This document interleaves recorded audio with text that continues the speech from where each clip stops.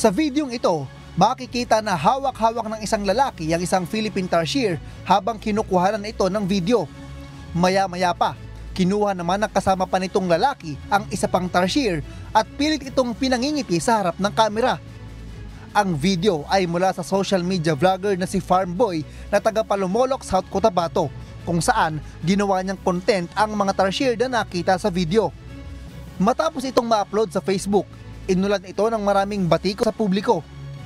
Kilala ang mga tarsier bilang species na madaling mahirapan o ma-stress kapag ito hinahawakan o hinihipo, kaya hindi pinapayo sa publiko na hipuin ito ng tao. Kabilang din ito sa endangered species o mga uri ng hayop na nanganganib ng maubos sa mundo, kaya hindi nararapat na gambalain, bagkus ay pangalagaan. Sa ngayon, inalis na ang kopya ng nasabing video sa Facebook page ng nabanggit na social media vlogger. Dahil sa insidente, opisyal nang naglabas ng pahayag ang Department of Environment and Natural Resources o DENR ukol sa nakababahalang viral video.